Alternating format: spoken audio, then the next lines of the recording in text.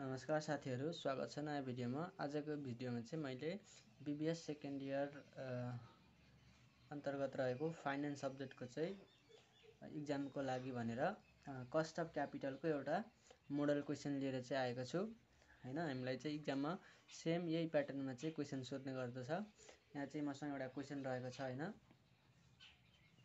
यहाँ क्वेसनमा चाहिँ के भन्छ त, the following table gives capital structure of Karnali power company.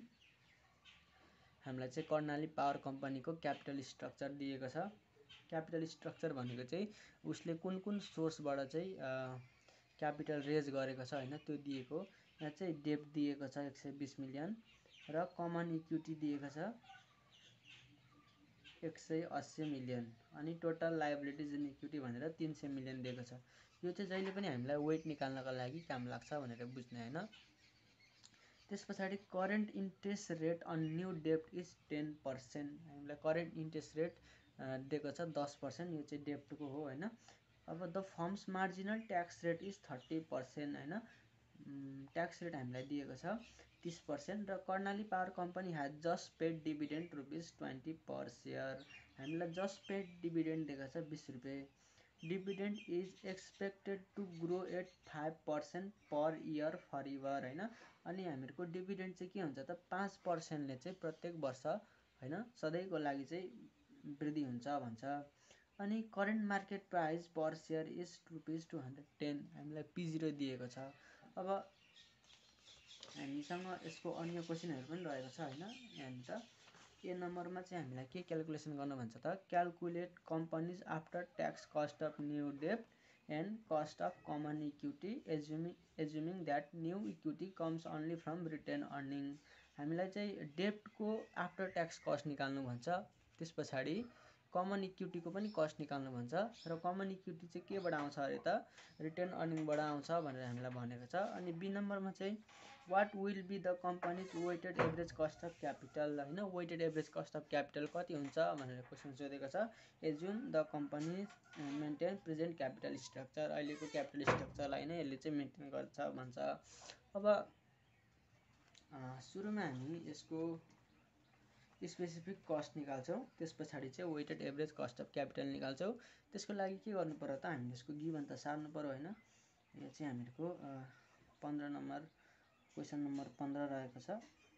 10 मार्क्समा चाहिँ हामीलाई यो क्वेसन एउटा चाहिँ कम्पलसरी रूपमा आउँछ हैन। अब यहाँ मैले चाहिँ कम्पनीको नाम लेखेँ हैन। सुरुमा कर्णाली कम्पनी,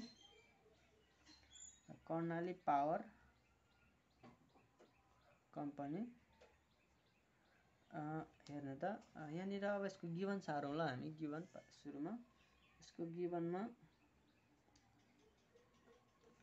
यो दिएको छ नि, यो चाहिँ किन काम लाग्छ त, वेट निकाल्न काम लाग्छ। त्यही भएर मैले यहाँनिर WEIGST वेट अफ डेब्ट भने। यो चाहिँ कति छ त, यसलाई हामी वेट अफ डेब्टलाई WD ले सङ्केत गरौँ। वेट निकाल्नको लागि के गर्नु पर्यो त, यसको 120 मिलियन हो। अनि टोटलमा कति छ त, टोटलमा 300 छ। 300 ले भाग गर्ने। यसो गर्दाखेरि चाहिँ कति आउँछ त भन्दाखेरि 120 भागा 300 गर्दाखेरि चाहिँ 0.4 आउने रहेछ। 0.4 आउँछ। अब वेट अफ इक्विटी हैन, यसलाई हामी WE भन्नु, वेट अफ इक्विटी। यो चाहिँ हामीले नगरी पनि यहाँ निकाल्न सक्छौँ हैन। यो चाहिँ 0.6% हुन्छ भनेर हामीलाई थाहा हुन्छ हैन। यसलाई हामी नगरी पनि निकाल्न सक्छौँ। न त हेरौँ यसको वेट कति छ, इक्विटीको 180 भागा 300 हैन। 180 भागा 300 गर्दाखेरि 0.6 आउँछ हैन। किनकि जहिले पनि हामीहरूको वेट 1 हुन्छ। यसको वेट 0.4 आइसके पछाडि अर्कोको त 0.6 हुने भइहाल्यो हैन। यहाँ तीनटा भएको भए पनि त्यस तीनटा भएको केसमा चाहिँ हैन हामीले दुईटाको निकाले पछाडि अर्कोको आफै निकाल्न सकिहाल्थ्यौँ। यो वेट यसरी निक्लिन्छ हैन। अब current interest rate on new डेब्ट इज 10% भन्नु। करेन्ट इन्ट्रेस्ट रेट नयाँ डेब्टमा दियो, यसलाई हामी सर्टकटमा केडी भनेर लेखौँ क्या हैन। केडी भनेर कति लेखौँ यसलाई, सरी केडी भनेर 10% लेखौँ यसलाई। अब हामीलाई ट्याक्स रेट दिएको छ क्वेसनमा। ट्याक्स रेट कति छ त, ट्याक्स रेट चाहिँ 30% छ। 30% भनेको कति हो 0.30। अब केडी छ हामीसँग, यो केडीको कस्ट जहिले पनि आफ्टर ट्याक्स निकाल्नुपर्छ का, त्यही भएर हामीले कस्ट अफ डेब्ट आफ्टर ट्याक्स, अब चाहिँ हामी के निकाल्छ त केडीटी आफ्टर ट्याक्स हैन, कस्ट अफ डेब्ट आफ्टर ट्याक्स। फेरि यो जुन डेब्टको मात्रै कस्ट चाहिँ आफ्टर ट्याक्स निकालिन्छ,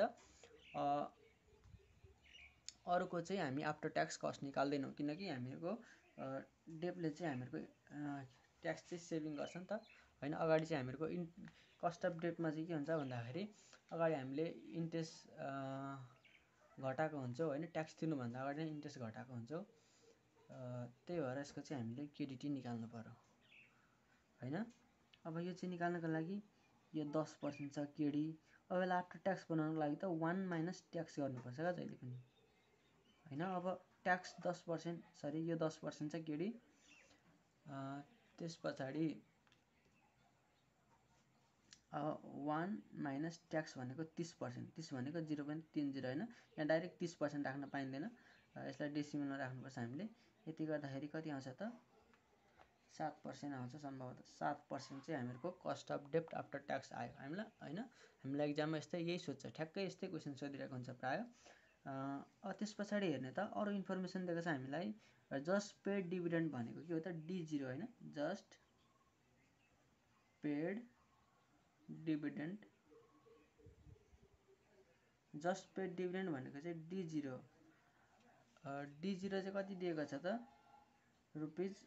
₹20 पर सेयर दिएको छ। अनि हामीलाई डिभिडेन्ड बढ्ने ग्रोथ रेट दिएको छ, ग्रोथ रेट,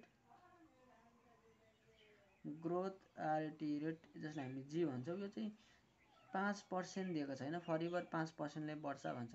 अब करेन्ट मार्केट प्राइस पर सेयर दिएको छ, करेन्ट मार्केट प्राइस,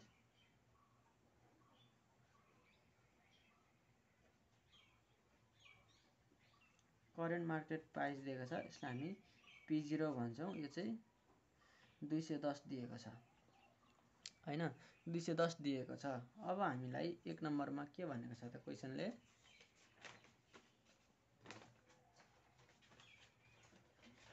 क्वेसनमा चाहिँ हामीलाई भन्छ calculate company's after tax cost of new डेब्ट and cost of common equity assuming that new equity comes only from return earning हैन। अब हामीलाई यहाँनिर स्पेसिफिक कस्ट निकाल्नु भनेको छ हैन, दुईटैको कस्ट निकाल्नु भनेको छ।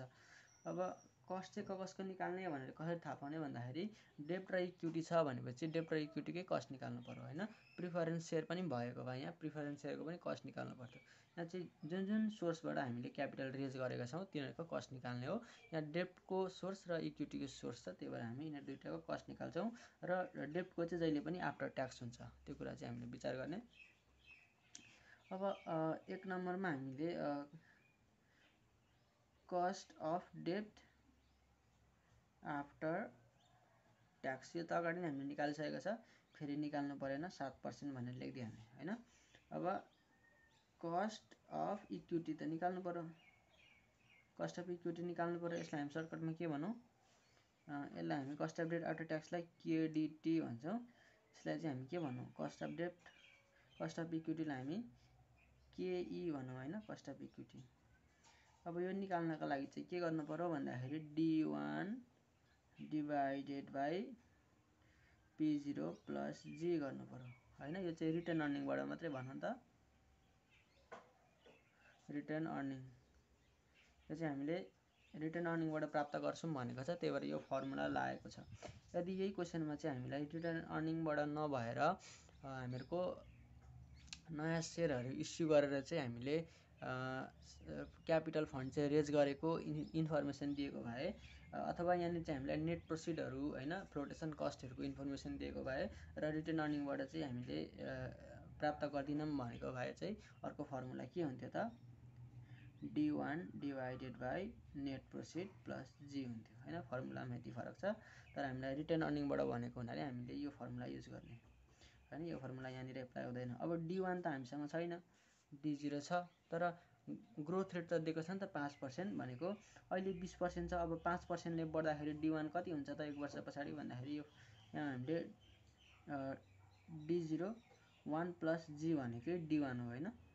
अब P0 भनेको त हामीसँग छ 210 रुपैयाँ हेर्नु है D0 भनेको कति छ 20 रुपैयाँ 1 प्लस जी ग्रोथ रेट कति छ त 5%। 5 डाइरेक्ट नराख्ने 5 डाइरेक्ट राख्यौँ भने हिसाब बिग्रिहाल्छ हैन। यहाँ 0.05 राख्ने 210 प्लस जी चाहिँ यता छुटिसकेछ 0.05 प्लस 0.05 यसरी चाहिँ हामीले राख्ने। अब यसलाई क्याल्कुलेटरमा गर्दाखेरि सुरुमा माथिको गर्नु पर्यो 1.05 हुन्छ माथिको जोड्दा इन्टु 20 गर्नु पर्यो अनि यो तलकोले भाग गर्नु पर्यो सुरुमा डिभाइडेड बाइ 210 गर्नु पर्यो अनि कति आउँछ त्यो साइडसँग जोड्नु पर्यो प्लस 0.5 गर्दाखेरि 0.15 आउँछ। यो चाहिँ कस्ट जहिले पनि पर्सेन्टेजमा हुन्छ त्यही भएर यसलाई पर्सेन्टेजमा लाँदाखेरि 15% चाहिँ हामीहरूको कस्ट आयो हैन। यो चाहिँ हामीहरूको 1 को सोलुसन भयो। अब बी को सोलुसन त झन् कति सजिलो हैन। यहाँ त what will be the company's weighted average cost of capital हामीलाई चाहिँ यिनीहरूको weighted average cost of capital निकाल्नु भनेको छ बी नम्बरमा हैन। मैले यसलाई सर्टकटमा WACC भन्छु म यसलाई weighted average cost of capital यो चाहिँ कति हुन्छ भनेर सोधेको छ हामीलाई। अब यो निकाल्नको लागि के गर्नु पर्यो भनेदेखि नि WACC को फर्मुला चाहिँ के हुन्छ वेट अफ डेब्ट इन्टु कस्ट अफ डेब्ट after tax plus weight of equity into cost of equity गर्नु पर्यो हैन। यहाँ हामीसँग दुईटा सोर्स छ त्यही भएर यो दुईटा मात्रै हो। यहाँनिर प्रिफरेन्स सेयर भएको भए weight of preference share into cost of preference share गरेर हामी तिनटाको निकाल्न सकिहाल्थ्यौँ। अब वेट अफ डेब्ट कति छ हामीले अगाडि दिएको थियो निकालेको थियौँ 0.4 यहाँ 0.4 राख्ने इन्टु कस्ट अफ डेब्ट आफ्टर ट्याक्स निकालेको 7% प्लस वेट अफ इक्विटी हामीसँग कति छ त 0.6 छ इन्टु कस्ट अफ इक्विटी भनेको 15%। यति हामीले सोलुसन गरिदिने हामीहरूको एन्सर आइहाल्छ 0.4 इन्टु 7 प्लस 0.6 इन्टु 15 गर्दाखेरि 11.8 चाहिँ हामीहरूको पर्सेन्टेजमा आउँछ। WACC चाहिँ हामीहरूको 11.8% चाहिँ आउने रहेछ हैन। यो 7% 0.4 इन्टु 7 प्लस 0.6 इन्टु 1/15 गर्दाखेरि 11.8% चाहिँ हामीहरूको WACC आउने रहेछ। अब यहाँ चाहिँ के विचार पुर्याउने भन्दाखेरि वेट अफ यो WACC निकाल्ने बेलामा यदि हामीले वेटलाई चाहिँ यस्तो डेसिमलमा राख्यौँ भने के गर्ने त कस्टलाई चाहिँ पर्सेन्टेजमा राख्ने। यदि हामीले यसो नगरेर कस्टलाई चाहिँ निकालेको कस्टलाई चाहिँ डेसिमलमा राख्यौँ भने यसलाई चाहिँ पर्सेन्टेजमा राख्नुपर्छ हैन। त्यो कुरा चाहिँ हामीले विचार गर्ने तर सजिलोको लागि वेटलाई जहिले पनि यसरी डेसिमलमा राख्ने कस्टलाई पर्सेन्टेजमा राखिदिने यसरी एन्सर आइहाल्छ। हेर्नु त कति सजिलो छ। जम्मा एक पन्ना पनि भएन यो एक पन्ना पनि भएन हामीहरूको 10 मार्क्स यति गरेको लगभग 10 मिनट पनि लाग्दैन होला यो हिसाब गर्न हामीलाई 10 मार्क्सको हिसाब एकदमै सजिलो रहेछ हैन। प्राय हामीले एक्जाममा पनि यही प्याटर्नमा सोध्छ अथवा हामीलाई अर्को ग्रोथ मिसिङ भएको एउटा केस छ त्यसको भिडियो पनि मैले हालिसकेको छु त्यो पनि हेर्नु होला हैन।